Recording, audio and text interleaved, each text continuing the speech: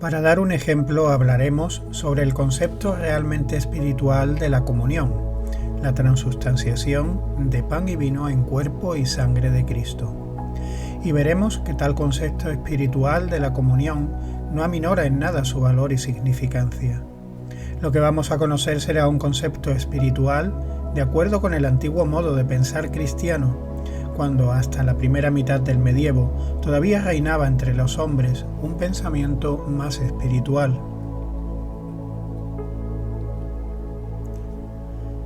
En aquel tiempo, muchos aún concebían en el sentido que vamos a exponer las palabras «esto es mi cuerpo», «esto es mi sangre». Pero tal concepto espiritual necesariamente tuvo que perderse en el curso de los siglos por razones que conoceremos. Hubo en el medievo una extraña corriente que penetró en el ánimo de la humanidad más profundamente de lo que podría creerse. La actual historiografía puede informarnos muy poco acerca de cómo las almas se desarrollaron y qué fue lo que vivenciaron.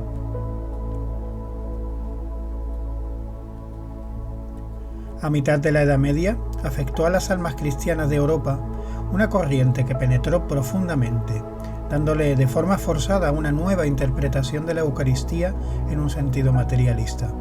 Las palabras «esto es mi cuerpo», «esto es mi sangre», se entendieron entonces como un proceso material, una transformación material de pan y vino en carne y sangre. Se empezaba a interpretar en sentido groseramente material lo que antes se había concebido espiritualmente. Así, el materialismo iba penetrando en la vida religiosa mucho antes de invadir la ciencia natural.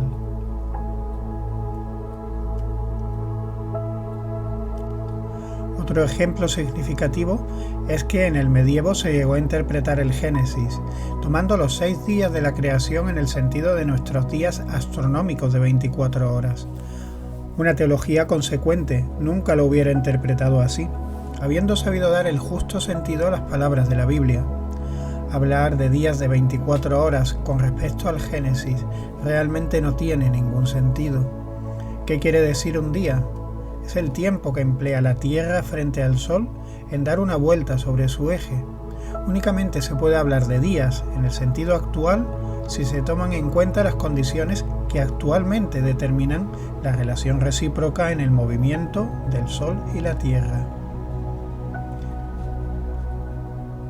Pero según el Génesis, estas condiciones existían a partir del cuarto periodo evolutivo, representado como el cuarto día de la creación, de modo que solo a partir de entonces hubo días en el sentido de hoy, puesto que solo en ese cuarto día se establecieron las condiciones relativas al día y la noche. Pero llegó el tiempo en que ya no se entendía que las Escrituras refieren un sentido espiritual de día y noche. Al correr del tiempo solo se le concibe a partir de entonces en días en sentido físico. Igualmente el teólogo pensaba diferente, creyendo en el profundo significado de los trascendentales pasajes de los antiguos documentos religiosos. Tomemos como ejemplo el versículo 21 del segundo capítulo del Génesis. Y Jehová, Dios, hizo caer un profundo sueño sobre Adán, y quedó dormido. Antiguamente se daba a este pasaje especial importancia. Quien tenga un cierto conocimiento acerca del desarrollo de fuerzas y facultades espirituales sabrá que hay distintos estados de conciencia del hombre y que lo que actualmente, en cuanto al hombre en general llamamos sueño, es un estado transitorio que en el futuro, tal como ahora ya existen los iniciados, se transformará en un estado de conciencia, en el que el hombre, libre de su cuerpo, percibirá el mundo espiritual.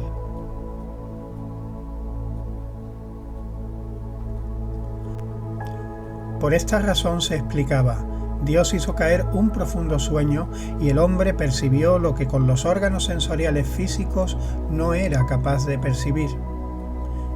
Se trata de un sueño clarividente, y lo que se relata reproduce lo experimentado en un estado de conciencia superior. Es por ello que sobre Adán cae sueño.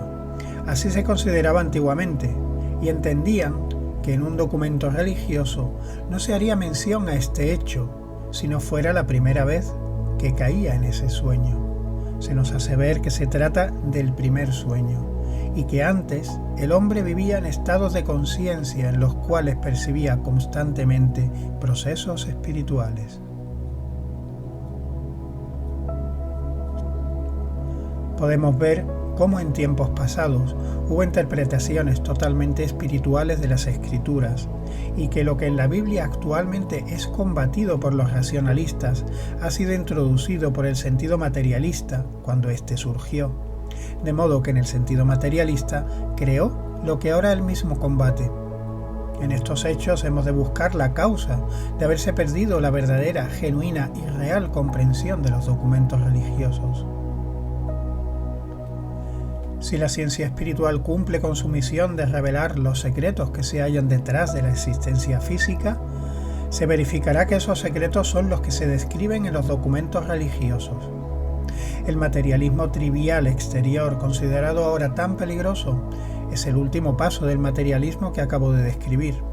La Biblia fue lo primero que se interpretó en sentido materialista. Sin ello, la ciencia exterior, como en el caso de Haeckel, jamás hubiera llegado a una explicación materialista de la naturaleza. La base sentada en los siglos XIV y XV, con relación a lo religioso, dio sus frutos en el siglo XIX en la ciencia natural, y esto condujo a que ahora resulta imposible llegar a la comprensión del Evangelio de Juan, a no ser que se penetre en los profundos secretos espirituales. Y solo la falta de comprensión puede conducir a menospreciarlo. Los que lo comprendieron, afectados por su pensar materialista, vieron este evangelio bajo la luz que acabo de describir. Causa asombro lo que al respecto aportan los eruditos para hacer comprender el evangelio de Juan, que sería tan fácil de analizar si nuestro tiempo no fuese tan inclinado a la imposición del punto de vista oficial. Ciertamente, la fe en la infalibilidad de la ciencia ha llegado a su punto culminante.